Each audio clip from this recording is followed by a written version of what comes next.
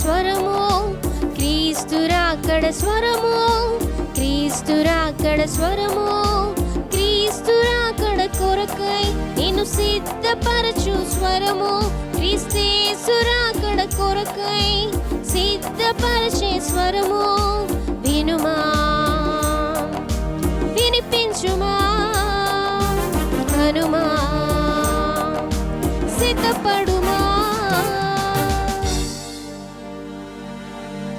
క్రీస్తు రాకడ స్వరమును కార్యక్రమను వీక్షిస్తున్న ప్రియులకు ప్రభువైన యేసుక్రీస్తు నామంలో నా హృదయపూర్వక వందనాలు తెలియజేస్తా ఉన్నాను. ఈ సమయంలో దైవజనులు ఎం రత్నకుమార్ గారు దైవవర్తమానం అందిస్తారు. ముందుగా చిన్న ప్రార్థన చేసుకుందాం.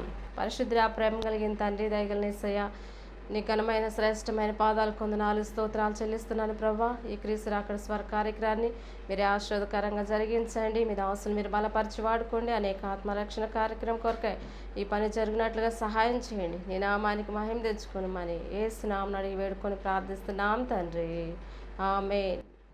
రాకడ స్వరము, క్రీస్తు రాకడ స్వరము, క్రీస్తు రాకడ స్వరము, క్రీస్తు రాకడ స్వరము. మన ప్రభువును రక్షకుడైన యేసయ్య పరిశుద్ధమైన నామమున క్రీస్తు రాకడ స్వరం కార్యక్రమం వీక్షించుచున్న ప్రియ వీక్షకులైన మీ అందరికీ నా హృదయపూర్వక వందనాలండి. బాగున్నారా ప్రియులారా? మరొకసారి మనందరం ఈ రీతి కలుసుకోవటం చాలా సంతోషకరంగా ఉంది. మనందరం భయంకరమైన దినాల్లో ఆధ్యాత్మిక యాత్రలో ముందుకు కొనసాగటం అనేది దినదినము కూడా ఎంతో శ్రమతో పోరాటంతో కూడిన పరిస్థితులు అయి ఉంటుండగా ఇంతవరకు కూడా దేవుడు మనల్ని మన ఆత్మీయ జీవితాన్ని భద్రపరుస్తూ మనతో మాట్లాడుచు మనల్ని ముందుకు కొనసాగింప చేయుచున్న దేవాది దేవునికి మనందరం కూడా ఎంతో రుణస్థులమై ఉన్నాం. కాబట్టి దేవుణ్ణి మనము స్తుతించబద్ధులమై ఉన్నాం. ప్రియులారా, మీరు మీ కుటుంబాలు క్షేమంగా సంతోషంగా ఆధ్యాత్మిక జీవితంలో ముందుకు కొనసాగుతూ దీవించబడాలని ప్రార్థన చేస్తూ ఉన్నాం. మీరు కూడా మా కొరకు ప్రార్థన చేస్తూ ఉన్నారని విశ్వసిస్తూ ఉన్నాను. ప్రియులారా, ఈ క్రీస్తు రాకడ స్వరం కార్యక్రమాలను మీరు వీక్షించటంతో సరిపెట్టుకోకుండా ఇతరులకు కూడా పరిచయం చేయండి. వారు కూడా ఆధ్యాత్మిక జీవితంలో వృద్ధి నొందటానికి, ప్రభు రాకడ కొరకు సిద్ధపడడానికి ఎంతో కొంత సహాయకరంగా ఉంటుంది అనే సంగతిని నేను మీకు తెలియచేయడానికి ఆశపడుచు సంతోషిస్తూ ఉన్నాను. మంచిది ప్రియులారా, కొద్ది సమయం మనం దేవుని వాక్యాన్ని ధ్యానం చేసుకుందాం. మనము స్క్రీన్ మీద కనపడుచున్న రీతిగా సంపూర్ణత అనే అంశాన్ని గురించి ధ్యానం చేస్తూ ఉన్నాం. ఈ సంపూర్ణత అనే అంశం చాలా ప్రాముఖ్యమైనది, చాలా విలువైనది. ఎందుకు అని అంటే ప్రియులారా, మనము యేసు ప్రభువుని తెలుసుకున్న తర్వాత లేక మారు మనసు పొంది బాప్తిస్మ అనుభవంలోకి వచ్చిన తరువాత మనము ఖచ్చితంగా మన జీవితంలో కలిగి ఉండవలసిన సంగతి ఏంటిది అని అంటే సంపూర్ణత. మనము సంపూర్ణుల మగుటకు సాగిపోవుదము అని దైవలేఖనం హెబ్రీ పత్రిక 6వ అధ్యాయము 2వ వచనం మనకి తెలియజేస్తున్న సంగతి మనం చదువుకుంటూ ఉన్నాం. కాబట్టి మన ఆధ్యాత్మిక జీవితంలో సంపూర్ణత చాలా విలువైనది. ఎంత విలువైనది అని అంటే ప్రియులారా, జాగ్రత్తగా వినండి. ఈ లోకంలో మన జీవితం ముగించబడే లోపు, లేదు ఈలోపే ప్రభువారు కనుక వస్తే ఈలోపు మనము ఖచ్చితంగా సాధించవలసింది, ముగించుకోవాల్సింది ఏంటిదనంటే సంపూర్ణత. అనగా మనము ఆత్మీయ జీవితంలో మన యొక్క ఆధ్యాత్మిక ఎదుగుదలలో సంపూర్ణతను మనం సాధించాలి. సంపూర్ణత అనే ఈ పదానికి ఉన్న అర్థం ఏంటో మనం చెప్పుకున్నాం. క్రైస్తవ జీవితంలో, ఆధ్యాత్మిక జీవితంలో ఏ విధమైన లోపము లేని జీవితాన్ని మనం కలిగి ఉండాలి. లోపము లేని క్రైస్తవ జీవితమే సంపూర్ణత. మన జీవితంలో ఎన్నో లోపాలు ఉన్నాయి, ఎన్నో దోషాలు కూడా ఉన్నాయి. వాటన్నిటిని సరిచేసుకొని దిద్దుకొని నూతనపరచబడి దేవుని పిల్లలుగా సంపూర్ణులం అవ్వాలని దేవుని వాక్యం మనకు చెప్తోంది. కాబట్టి ఈ కార్యక్రమం ద్వారా ఈ వర్తమానాలు వింటూ మీరు కూడా మీ ఆధ్యాత్మిక జీవితంలో సంపూర్ణతలోకి ఎదగటం కొరకై ఈ కార్యక్రమాలను వీక్షించి వర్తమానాలు విని దీవించబడాలని ప్రేమతో మీకు మనవి చేస్తున్నాను. ప్రియులారా, మనము ఏ విషయాలలో సంపూర్ణులం కావాలి, ఈ సంపూర్ణులు అవటంలో ఎవరిది బాధ్యత, ఈ విషయాలు మనం చూస్తూ వస్తూ ఉన్నాం. బాధ్యత ఎవరిది? మొట్టమొదటి బాధ్యత నీదే. నీ వ్యక్తిగత జీవితంలో నీవు సంపూర్ణతలోకి వెళ్ళటానికి బాధ్యత మొట్టమొదటి నీదే. నీ అనుమతి లేకుండా దేవుడు ఏం చేయలేడు, సైతాను కూడా ఏం చేయలేడు. కాబట్టి నీ అనుమతితోనే నీ ఆత్మీయ జీవితం ముందుకు వెళ్ళటమా నాశనం అవటం రెండు ఆధారపడి ఉన్నాయి. నువ్వు పట్టించుకోలేదే అనుకో, నాశనకరమైన పరిస్థితులు ఏర్పడవచ్చు. నీవు శ్రద్ధ కలిగి సంపూర్ణతలోకి ఎదిగావే అనుకో, ఆశీర్వాదకరమైన పరిస్థితులు ఏర్పడతాయి. కాబట్టి మొట్టమొదటి రెస్పాన్సిబిలిటీ నీది అనే సంగతిని మనం గుర్తు చేసుకోవాలి. కాబట్టి ప్రియులారా, రెండవది మనం గమనించినట్లయితే దేవుని సేవకులు ఆ బాధ్యతను కలిగి ఉన్నారు. ప్రతి దైవజనుడు కూడా ఒక వ్యక్తిని రక్షణలోకి నడిపించి ఆ వ్యక్తిని సంపూర్ణతలోకి తీసుకుని వెళ్ళాలి. అపొస్తలుడైన పౌలు గారు గలతీయులతో అంటాడు, 4:19 ఏమంటాడు? కావున నా పిల్లలారా, క్రీస్తు స్వరూపము మీ యందు ఏర్పడే వరకు నాకు మరలా ప్రసవ వేదన కలుగుతున్నది అంటాడు. కాబట్టి ఖచ్చితంగా క్రీస్తు యొక్క స్వరూప్యత మనం కలిగి ఉండాలి. ఎఫెసీ పత్రికలు అంటాడు 4:11, 12, 13 మనం విషయాలు చూస్తాం. ఆయన అంటాడు, క్రీస్తుకు కలిగిన సంపూర్ణతకు సమానమైన సంపూర్ణత కలవారు మగ వరకు అంటాడు. క్రీస్తు అన్ని విషయాల్లో సంపూర్ణుడు. మనము కూడా ఆ సంపూర్ణతలోకి వెళ్ళాలనేది దైవ సంకల్పమై ఉన్నది. నేను తరచుగా మీతో ఒక మాట చెప్తున్నాను. అదేంటంటే, కేవలం ప్రార్థనకి వెళ్ళటం, ప్రార్థనలు చేసుకోవటం, ఏమంటే కానుకలు ఇవ్వటం, పాటలు పాడటం, తెల్లని వస్త్రాలు ధరించుకోవటం, ఏమండి దైవజనులు చెప్పినట్లుగా చేయటం, ఇంతటితో సరిపెట్టుకుంటే సంపూర్ణతలోకి వెళ్ళలేం. ఇవి చాలా మంచి విషయాలు, నేను దీన్ని కాదు అంటలేదు సుమా. నా భావం ఏంటంటే, మొదటిగా మన జీవితంలో ఏ లోపాలు ఉన్నాయి వాటిని చూసుకోవాలి. ఏ ఏ విషయాలు నేను లోపం కలిగి ఉన్నాను ఆ గ్రహింపులోకి రావాలి. ఆ గ్రహింపులోకి వచ్చి ఆ లోపాలను సరిచేసుకుంటూ ఆధ్యాత్మిక జీవితంలో మనము ఎదుగుతూ సంపూర్ణము అవ్వవలసిన అవసరతను దైవ లేఖనం మనకి స్పష్టంగా తెలియజేస్తుంది. ఇది మన పట్ల దేవుని యొక్క సంకల్పమై ఉన్నది అనే సంగతిని మనం ధ్యానం చేస్తున్నాం. మొదటిగా ఏ విషయాల్లో మనము సంపూర్ణతలోకి ఎదగవలసిన వారమై ఉన్నాం అని అంటే, మొదటిగా విశ్వాసమందు మనం సంపూర్ణులం కావాలి అని లేఖనం మనకి తెలియజేస్తున్నది. విశ్వాసం అనేది ఆధ్యాత్మిక జీవితంలో మొదటి మెట్టు.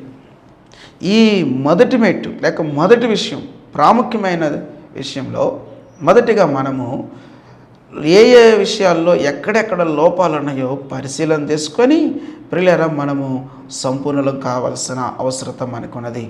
దీనిలో భాగంగా మనము ఒక విశ్వాసికి లేకపోతే ఒక రక్షణ పొందిన వ్యక్తికి విశ్వాసం యొక్క అవసరత ఏమిటి అనే సంగతులు మనం ధ్యానం చేస్తూ వచ్చాం.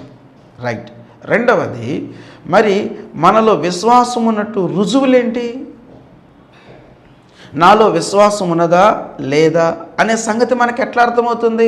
అపొస్తలుడైన పౌలు గారు కొరింథీయులతో అంటాడు, మీరు విశ్వాసము గలవారై ఉన్నారో లేదో మిమ్మును మీరే పరీక్షించుకోనండి అని చెప్పాడు. కొరింథీయులకు రాయబడిన 2వ పత్రిక 13వ అధ్యాయము 5వ వచనంలో పౌలు గారు ఈ మాటను చెప్తూ ఉన్నారు.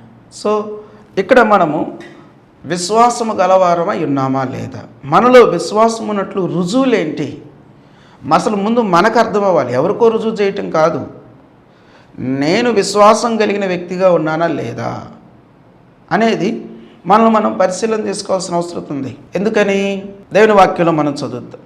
గత పర్యాయం మనం ధ్యానం చేసాం. విశ్వాసం యొక్క అవసరత ఏంటి అని అంటే, ఒక వ్యక్తి పాపక్షమాపణ పొందాలి అనగా రక్షించబడిన జీవితంలోకి రావాలని అంటే విశ్వాసం అవసరమై ఉన్నది. అలాగే మనము స్వస్థత పొందాలంటే విశ్వాసం కావాలి. మనము ఆ దేవునికి ఇష్టలమై ఉండాలంటే విశ్వాసం కావాలి. యేసుప్రభు వారు వచ్చినప్పుడు ఆయన మనలో చూడాలనుకుంటున్నది విశ్వాసము. అలాగే నిత్య జీవం పొందాలనంటే మనకు కావాల్సింది విశ్వాసం. ఇంత శ్రేష్టమైన, ఇంత ముఖ్యమైన, ఇంత విలువైన, అమూల్యమైన విశ్వాసం మరి మనలో ఉన్నదా లేదా మనకెట్లా తెలిసింది? ఇది మనం ధ్యానం చేయాల్సిన ప్రాముఖ్యమైన విషయం.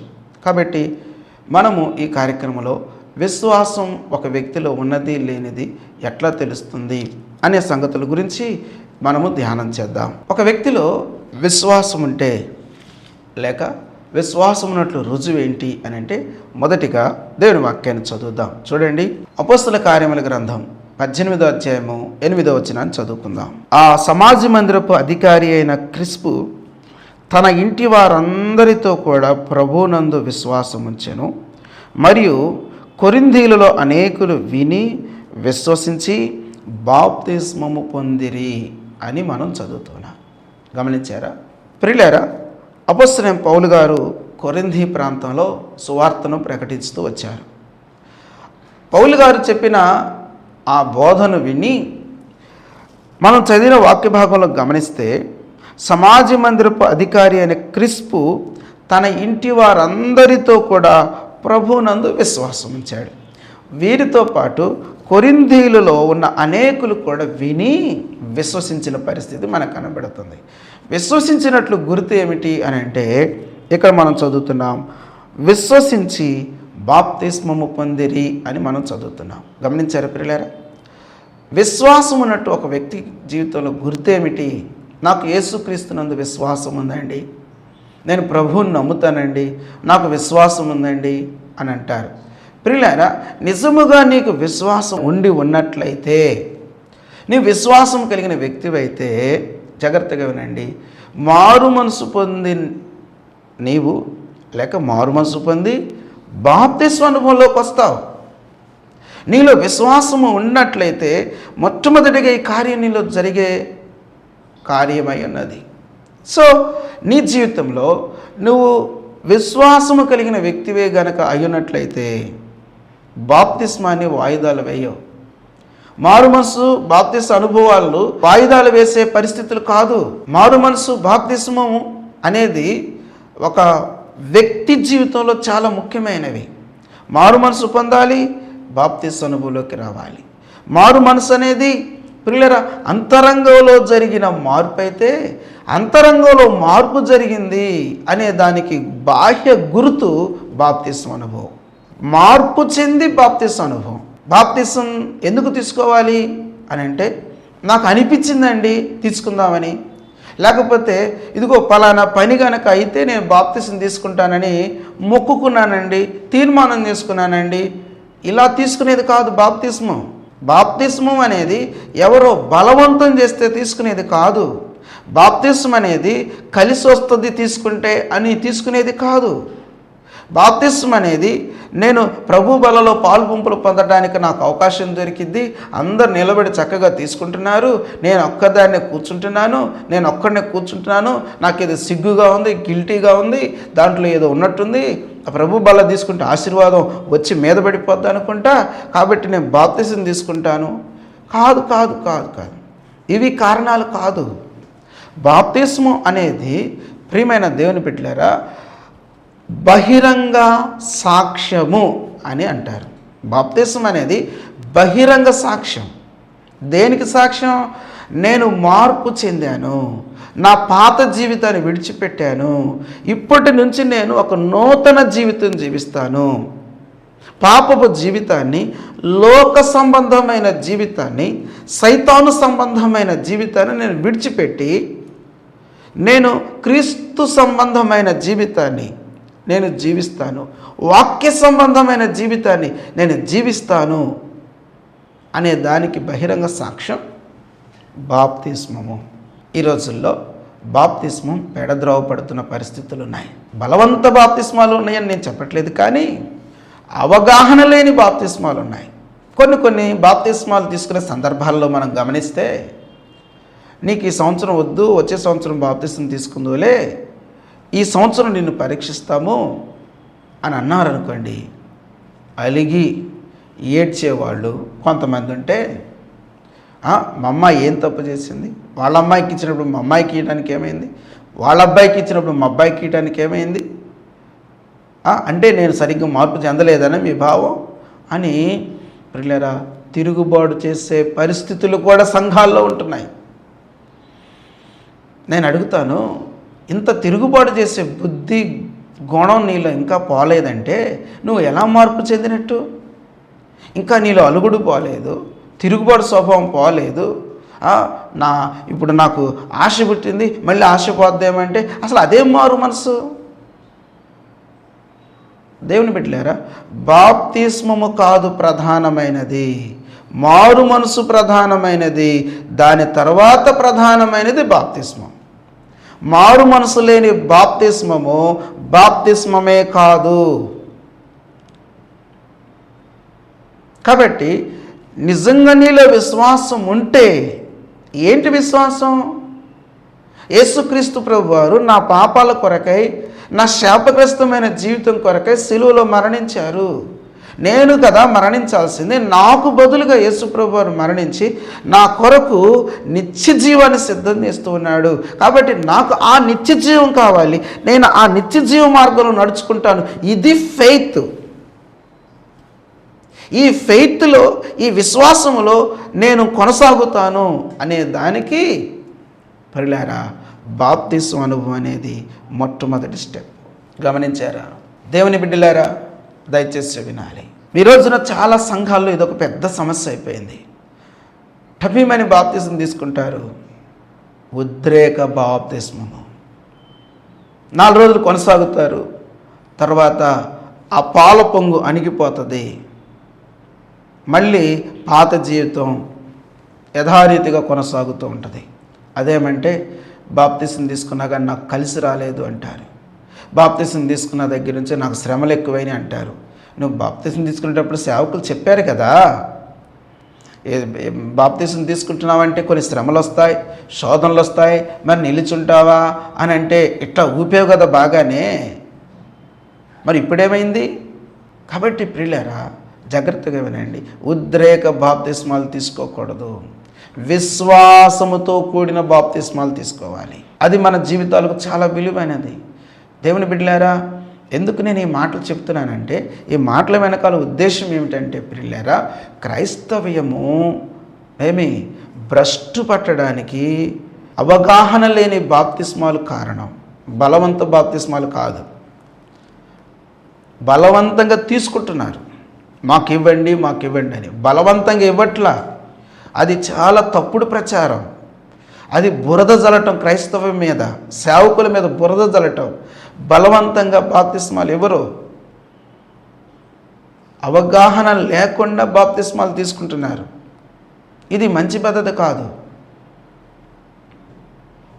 ప్రియులారా జాగ్రత్తగా వినండి, నీవు రక్షణ పొందిన జీవితంలో ఖచ్చితంగా మారు మనసు చాలా విలువైనది. మారు మనసు అంటే అర్థం ఏంటంటే, పాత జీవితాన్ని వదిలిపెట్టేసేసి నూతన జీవితంలో అడుగులు వేయటం మారు మనసు. దేవుని వాక్యం చెప్తుంది, మారు మనసుకు తగిన ఫలములు ఫలించండి అని. బాప్తిస్మానికి తగిన ఫలాలు ఫలించండి అనలేదు, మారు మనసుకు తగిన ఫలాలు ఫలించండి అని వాక్యం చెప్తుంది. కాబట్టి దేవుని బిడ్డలారా, నీవు విశ్వసించటం ఎంత ముఖ్యమైనదో, నీలో విశ్వాసం ఉంటే బాప్తిస్మ అనుభవంలోకి ఖచ్చితంగా వస్తావు. రెండవది మనం చూద్దాం. అపోస్తల కార్యగ్రంథం 22వ అధ్యాయము 19వ వచనం చదువుకుందాం. అందుకు నేను, ప్రభువా, ప్రతి సమాజ మందిరములోను నీ యందు విశ్వాసం ఉంచు వారిని నేను చెరసాలలో వేయిచు కొట్టుచు ఉంటినని వారికి బాగుగా తెలియను. ఒక వ్యక్తిలో విశ్వాసం ఉంటే ఖచ్చితంగా బాప్తిస్మ అనుభవంలోకి వస్తారు. రెండవది,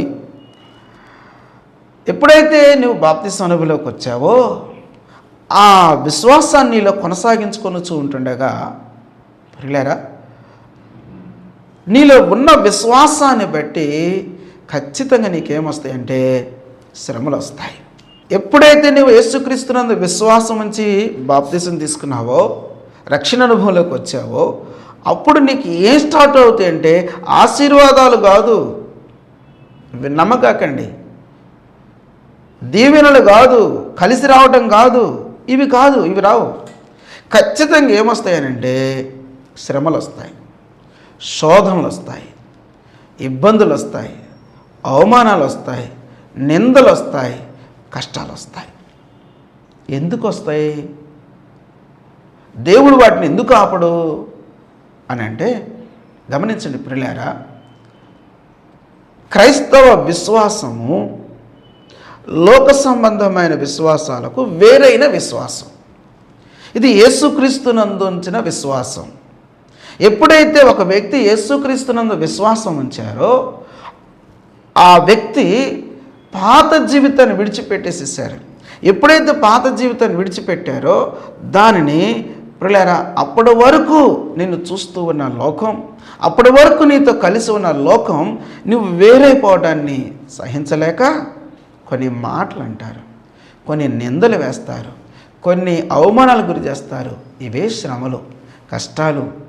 ఈ పరిస్థితులు దేవుని పిల్లల జీవితాల్లో ఖచ్చితంగా ఉంటాయి అన్నమాట.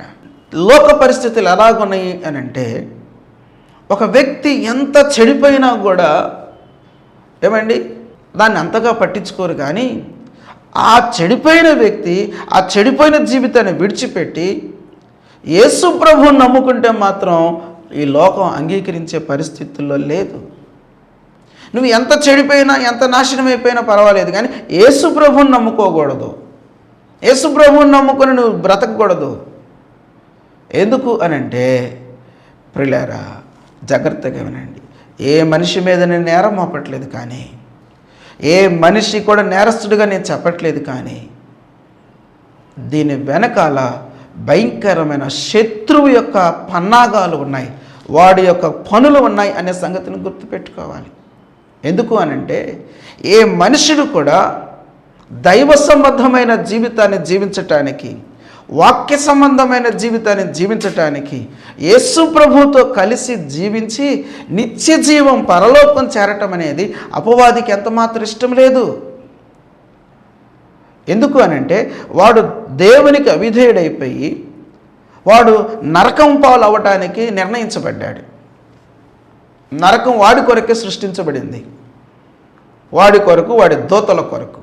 అయితే మేమైనా నరకానికి వెళ్ళేది, మనుషులు కూడా ఈడ్చుకొని పోతాం అనే దురుద్దేశంతో దేవునికి అవిధేయులనుగా చేసి, దేవునితో సంబంధం లేని వారిగా చేసి, ఏమండి వేటి యందు విశ్వాసాలు కల్పించి మనుషులను సృష్టికర్త అయిన దేవునికి, పోషించుచున్న దేవునికి, సర్వాధికారి అయిన దేవాది దేవునికి మనుషులను దూరం చేసి తనతో పాటు ఆ భయంకరమైన నరకానికి తీసుకొని వెళ్ళటానికి వాడు బలంగా పనిచేస్తున్న రోజుల్లో మనం ఉన్నాం. ఎవరిని బ్రింగుద్దునా అని వెతుకుచూ తిరుగుతున్న రోజుల్లో మనం ఉన్నాం. ఎందుకు గాను మనుషులను ప్రియులారా వాడు ఏం చేస్తున్నాడు అని అంటే దుర్వ్యసనాలకు బానిసలుగా ఉండేటట్లుగా చేస్తున్నాడు, స్వనీతి పరులుగా చేస్తూ ఉన్నాడు. స్వనీతి కూడా ప్రమాదకరమైందే. యేసుక్రీస్తుతో సంబంధం లేకుండా నువ్వు ఎంత మంచితనం కలిగి ఉన్నా ప్రియులారా, దేవుని దృష్టిలో అది నీతి మాత్రం కాదు. ఎందుకో తెలుసా? ఆల్రెడీ మనలో పాపం ఉన్నది, ఆల్రెడీ మనలో దోషాలు ఉన్నాయి, మనం పుట్టుకతోనే పాపులం. అంత మాత్రమే కాదు, ఎన్ని నీతి పనులు చేస్తున్నా, ఎన్ని భక్తి కార్యాలు చేస్తున్నా ఏమండి ఆలోచనల ద్వారానో, చూపుల ద్వారానో, తలంపుల ద్వారానో, ఊహల ద్వారానో, మాటల ద్వారానో ఏదో ఒక పాపం ప్రతిరోజు మనల్ని అంటుకుంటుంది. మనల్ని దానివైపు చూడనివాడు అపవాది. మరి ఎటువైపు చూడనిస్తాడంటే మన యొక్క నీతి క్రియల యందు, మంచి క్రియల యందు దృష్టి పెట్టేటట్లుగా చేస్తాడు. నేను అబద్ధం ఆడినండి, నేను వ్యభిచారం చేయనండి, నేను ఒక త్రాగుడు లేదండి, ఒక పేకాట్ లేదండి, లేకపోతే నేను విచ్చలవిడిగా తిరగనండి, నేనేందో నా పనేందో, ఇంతేనండి నా బ్రతుకు.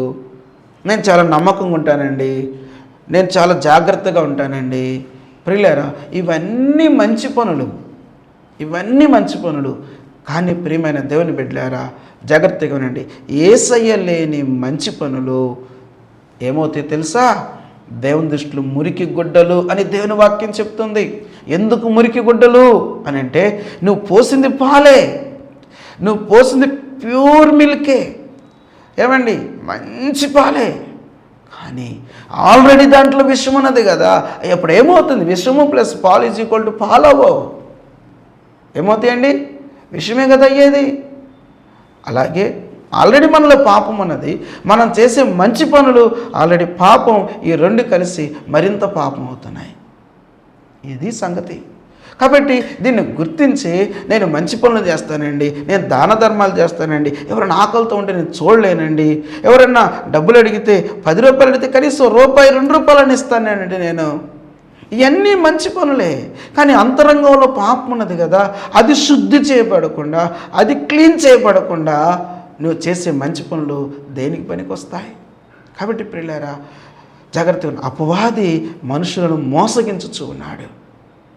కాబట్టి ప్రియులారా, దయచేసి వినండి, అనేకమైన రీతులుగా మోసగిస్తున్నాడు. నువ్వు వాటిని విడిచిపెట్టి వస్తూ ఉండంటే అపవాది నీకు వ్యతిరేకంగా అనేకులను లేపి మళ్ళీ పాత జీవితంలోకి నిన్ను తీసుకొని రావాలని వాడు ప్రయత్నం చేస్తూ ఉంటాడు. కాబట్టి నీకు శ్రమలు వస్తూ ఉంటాయి, నీకు కష్టాలు వస్తాయి, ఇరుకులు వస్తాయి, ఇబ్బందులు వస్తాయి.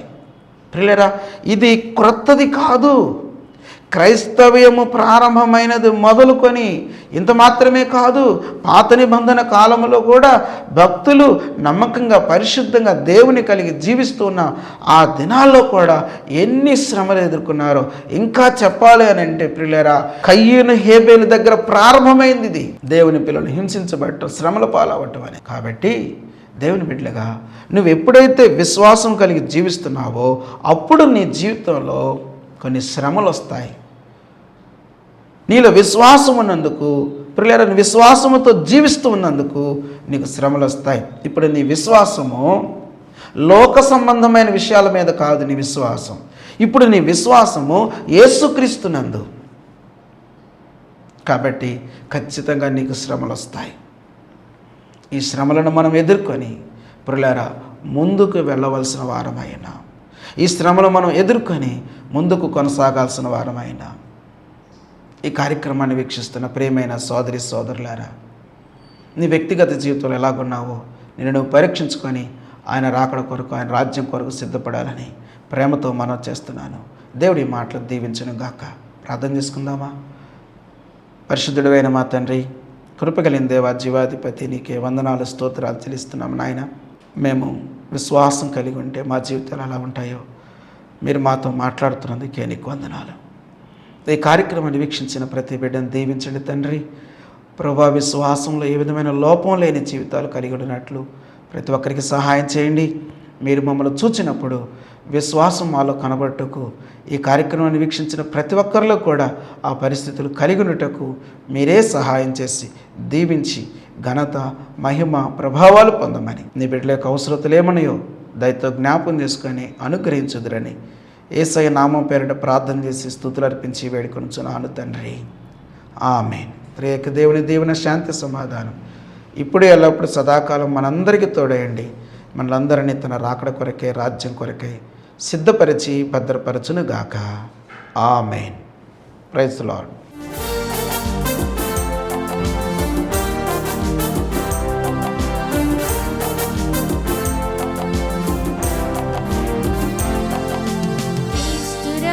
స్వరము, క్రీస్తు రాకడ స్వరము, క్రీస్తు రాకడ స్వరము, క్రీస్తు రాకడ స్వరము, క్రీస్తు రాకడ కొరకై నిన్ను సిద్ధపరచు స్వరము, క్రీస్తు రాకడ కొరకై సిద్ధపరచే